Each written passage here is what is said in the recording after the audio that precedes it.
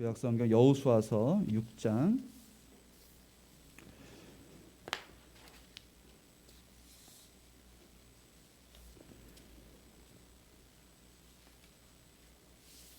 1절부터 12절까지 말씀.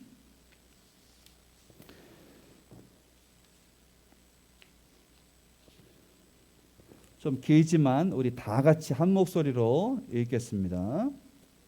시작. 여리고성은 이스라엘 자손을 막으려고 굳게 닫혀 있었고 출입하는 사람이 없었다. 주님께서 여호수아에게 말씀하셨다. 내가 여리고와 그 왕과 용사들을 너희 손에 붙인다. 너희 가운데서 전투를 할 수 있는 모든 사람은 엿새 동안 그 성 주위를 날마다 한 번씩 돌아라. 제사장 7명을 수량불 나팔 7개를 들고 그의 앞에서 걷어 이레째 되는 날에 너희는 제사장들이 나팔을 부는 동안 성을 7번 돌아라. 제사장들이 수량불 나팔을 한 번 길게 불면 백성은 그 나팔 소리를 듣고 모두 큰 함성을 질러라. 그러면 성벽이 무너져 내릴 것이다. 그때 백성은 일제히 진격하여라. 눈의 아들 여호수아가 제사장들을 불러서 말하였다. 언약궤를 메고 서시오. 그리고 7 제사장은 제각기 7 수량불 나팔을 들고 주님의 궤 앞에 서시오. 또 그는 백성에게 말하였다. 앞으로 나아가거라. 성을 돌아라. 무장한 선발대는 주님의 궤 앞에 서서 행군하여라. 여호수아가 백성에게 명령한 대로 제각기 수량불 나팔을 든 7 제사장은 주님 앞에서 행군하며 나팔을 불었다. 주님의 언약궤는 그 뒤를 따랐다. 또한 무장한 선발대는 나팔을 부는 제사장들보다 앞서서 나갔고 후발대는 궤를 따라갔다. 그동안 제사장들은 계속하여 나팔을 불었다. 여호수아가 또 백성에게 명령하였다. 함성을 지르지 말아라. 너희 목소리가 들리지 않게 하여라. 한마디도 입 밖에 내지 말고 있다가 내가 너희에게 외쳐라 하고 명령할 때에 큰 소리로 외쳐라. 이처럼 여호수아는 주님의 궤를 메고 성을 한 바퀴 돌게 한 다음에 진에 돌아와서 그 밤을 진에서 지내게 하였다. 그 다음 날 아침에 여호수아가 일찍 일어났다. 제사장들도 다시 주님의 궤를 메었다. 아멘. 여리고성 이야기 우리들이 잘 알고 있습니다. 교회를 오래 다니신 분들은 이 이야기를 여러 번 들었을 것이고 굉장히 재미있는 성경의 이야기 중에 한 이야기입니다. 그래서 이 설교를 들으신 분들은 이 설교에 딸려 있는 그 유명한 예화도 잘 알고 있을 거예요. 어느 날 목사님이 교회학교 예배 현장으로 갔습니다. 그래서 그 교회학교 한 아이에게 물어봤어요. 누가 여리고성을 무너뜨렸느냐?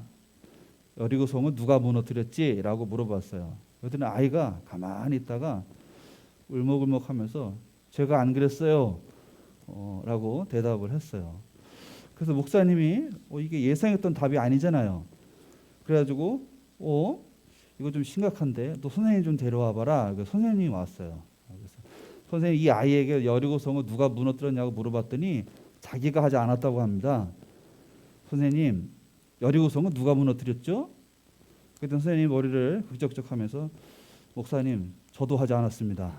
이렇게 대답을 했어요. 이거 심각하네. 그래서 교회학교 부장을 불러왔어요. 그래서 부장 선생님, 이 아이도 자기가 여리고성을 무너뜨리지 않았다고 하고 선생님도 무너뜨리지 않았다고 하는데 부장 선생님은 어떻게 생각하십니까? 누가 무너뜨렸죠? 목사님 죄송합니다. 제가 하지 않았습니다. 이렇게 대답했다는 얘기예요. 자, 여러 버전이 있지만 전체적으로 그런 이야기입니다. 자, 이 사람들이 왜 당황해 했냐면 이런 정답을 한번 우선 말을 해볼까요? 여리고성 누가 무너뜨렸죠? 네, 하나님과 하나님의 백성이 무너뜨렸죠. 네. 근데 왜 이들이 당황했을까요? 이 질문 안에 중요한 단어가 있습니다. 무너뜨렸다. 무너뜨렸다. 무너졌다. 이건 우리가 사는 세상에서 이거는 뭔가가 잘못된 겁니다. 뭔가 무너뜨렸다는 거는 뭔가 사고가 났구나. 그럼 그걸 내가 했다고 하면 내가 책임져야 되는구나. 이런 생각들이 작동을 하니까 이게 성경의 이야기에 대한 그런 답을 주는 것이 아니라 어이쿠 이거 내가 무너뜨려서 이거 무슨 책임을 지는 것은 아닌가 이렇게 생각할 수 있어요. 그런데 사실 이 무너뜨렸다는 단어는 우리가 오늘 본문을 읽을 때 굉장히 중요하게 살펴보아야 되는 것입니다. 하나님은 무너뜨리십니다. 우리가 예수를 믿을 때 당혹스러운 몇 가지 경험을 한다 그래요. 첫 번째, 누군가가 나를 위해서 대신 죽었다는 사건하고, 그 다음에 이미 내가 갖고 있는 상식을 깨버리는 성경의 이야기들이 자꾸 나오기 때문에 그렇습니다. 그 중에 하나가 무너뜨렸다는 것입니다. 하나님은 무너뜨리십니다. 여리고성은 지금도 고고학적으로 발굴해 보면 굉장히 견고한 성이면 틀림이 없어요. 근데 그 성을 누가 무너뜨리는 거예요? 하나님이 무너뜨립니다. 왜요?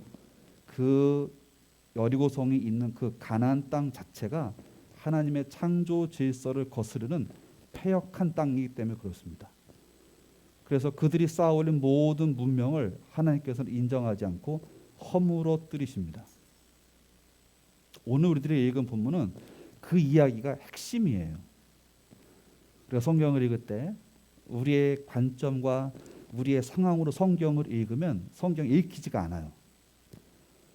그리고 읽힌다 하더라도 그거는 내 해석이기 때문에 성경이 내 삶의 능력으로 역사하지 않는 경험들을 너무 많이 하게 됩니다. 그 사람들이 그것이 반복되다 보면 하나님에 대한 기대를 놓는 거예요. 교회를 다니고 교회 공동체의 어느 부분 참여하기도 하고 하지만 내 삶에 하나님은 실제적인 인격체로 역사하지 않아요. 왜냐하면 하나님의 말씀과 내 삶이 괴리되는 경험을 너무 많이 했기 때문에 우리 마음이 지친 거예요. 그리고 늘어진 거예요. 이걸 어떻게 회복시킬까? 방법이 있습니다. 그것은 성경에 있는 방법을 다시 성경의 관점으로 뒤집는 거예요. 우리가 사람을 보고 배웁니다. 그렇죠? 그래서 성경에 나오는 유명한 성경의 인물들의 삶을 이렇게 들여다 보는 경우가 굉장히 많이 있습니다.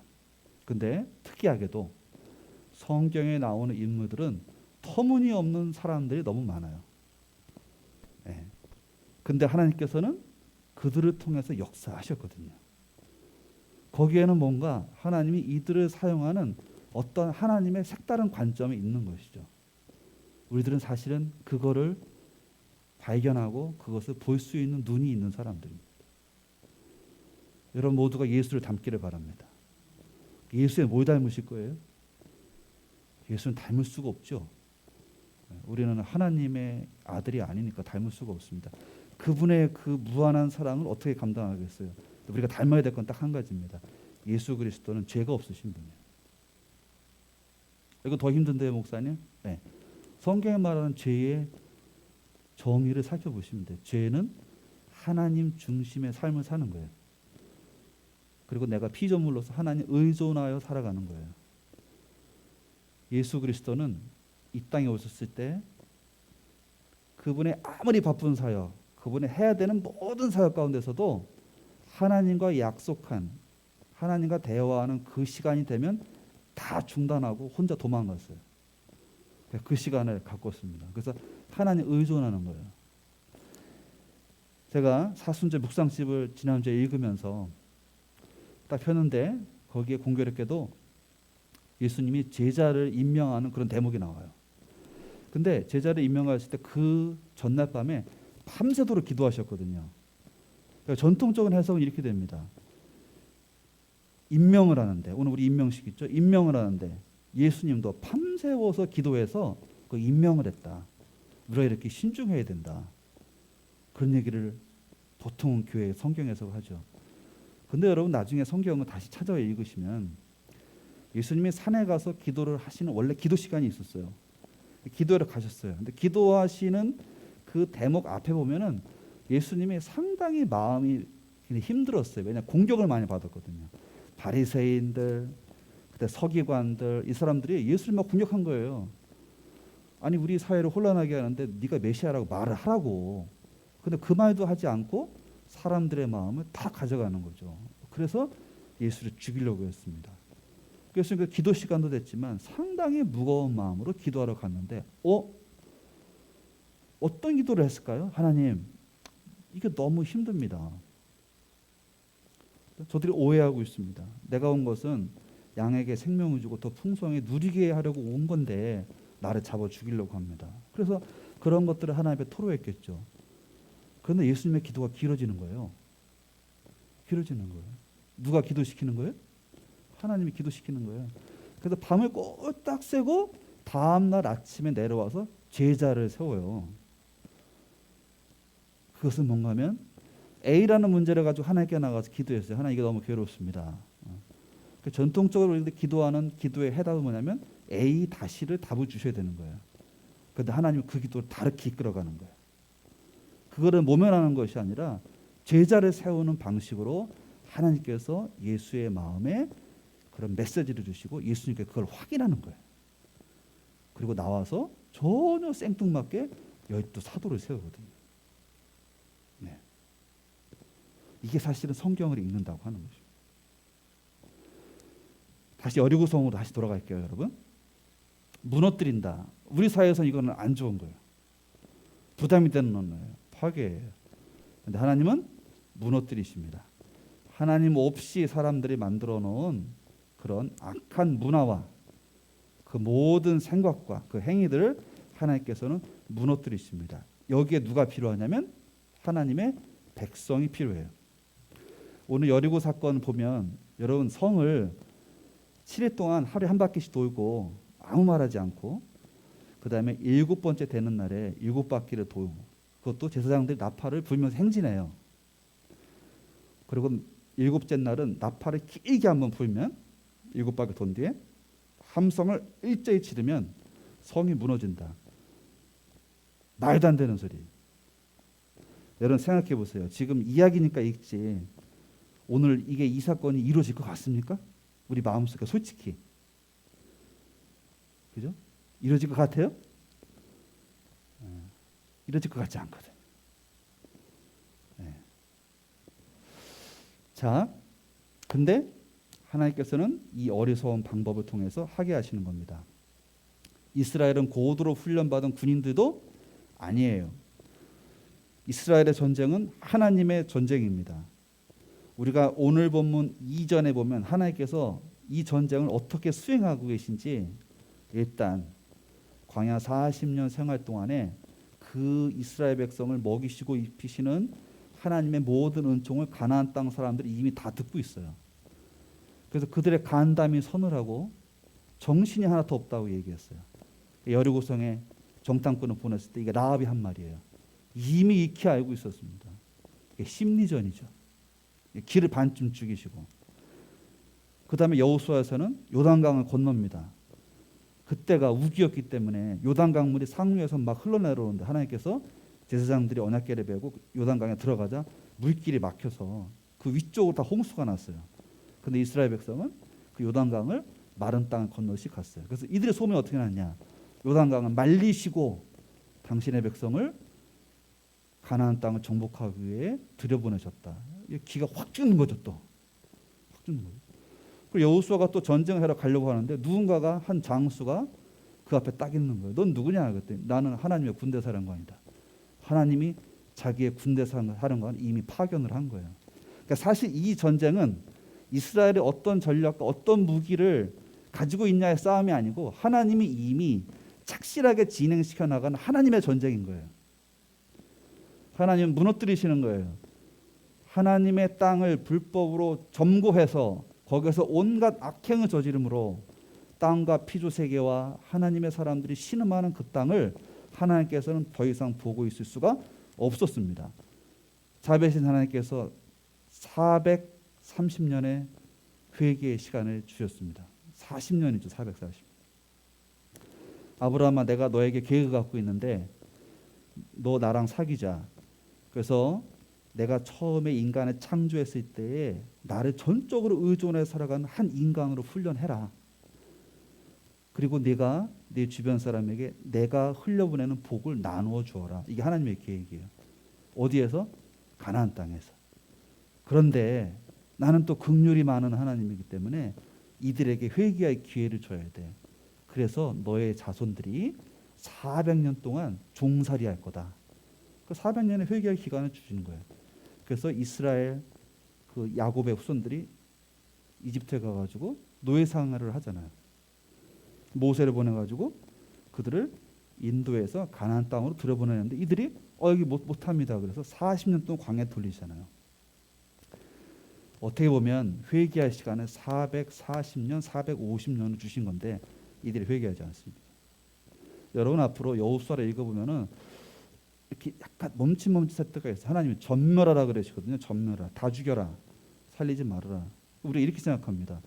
아니, 이거 이런 하나님은 주변 사람들에게 얘기할 수 있을까? 여러분 사실 이 대목에서 기독교 역사 첫 번째 이단이 나와요. 구약의 하나님은 폭력적인 하나님으로 우리가 그 하나님을 받아들일 수가 없다. 그래서 전해져 오는 구전 성경 중에서 구약의 하나님을 싹 다 빼버려요. 그리고 사랑이 넘치는 하나님만 기록한 책을 모아서 정경을 만드는 거예요. 네. 이게 기독교 역사의 첫 번째 이단입니다. 그들은 성경을 몰랐던 거예요. 아니 더 정확하게 말하면 그들은 성경을 읽는 관점을 몰랐는 거예요. 더 정확하게 그들은 이 세상의 기본적인 질서를 모르는 거예요. 기본적인 질서는 하나님이 주인이시고 그분이 지으신 피조 세계에 저희들이 살아가는 겁니다. 430년의 시간을 줬음에도 불구하고 이들은 하나님의 땅을 불법 점거하면서 온갖 악행을 저질렀습니다. 그의 주인께서 그들이 쌓아놓은 견고한 문화를 무너뜨리시는 거예요. 거기에 이스라엘을 사용하시는 겁니다. 기술이 없어도 괜찮아요. 사회적 지위가 그렇게 평판이 좋지 않아도 괜찮아요. 재물이 많지 않아도 괜찮아요. 이 전쟁은 누가 하시는 거예요? 하나님이 하시는 거예요. 이미 물밑 작업 다 하시고 다 하고 계세요. 단 한 가지는 뭐냐면 함께 불러준 그 공동체 식구들이 마음을 합해서 자기가 맡은 역할을 감당하기만 하면 그것이 뭐가 되냐면 하나님의 능력을 담는 그릇이 돼요. 이게 공동체예요. 오늘 하나님께서는 이 땅을 회복시키기 원하시거든요. 이 땅에 하나님 없이 만들어 놓은 모든 악한 문화를 무너뜨리기 원하시거든요. 하나님 미리 싸우고 계시거든요. 문제는 하나님은 사람을 통해서 일하신다는 거예요. 개인이 아닙니다. 개인은 약해요. 저도 대면 예배를 시작하면서 새벽 예배도 다시 하고 이렇게 같이 예배 드리면서 제가 얼마나 감사한지 몰라요. 목사도 혼자 기도하는 게 힘들어요. 여러분 마찬가지입니다. 영성의 대가들도 기도할 때 졸고 기도할 때 잡생각하고 그런데요. 그러나 같이 하면 할 수 있는 거예요. 오늘 이스라엘 백성에게 하나님께서 요구하신 건 뭐냐면 자 그냥 돌아라. 하나님 말씀하셨으니까 순종하고 선발대 앞에 가고 제사장 7명 나팔 불고 가고 언약궤 맨 사람들 가고 그 뒤에 후발대 가고 전쟁할 수 있는 사람들 그 행렬 뒤에서 아무 소리 하지 말고 그냥 하루에 한 바퀴 돌고 마지막 날 7바퀴 돌고 제사장이 나팔을 길게 하며 쭉 불면 함성을 와 질러라. 간단하죠. 그죠? 근데 이게 간단하지 않습니다. 왜? 우리는 순종하는데 훈련되어 있지 않기 때문에 그래요.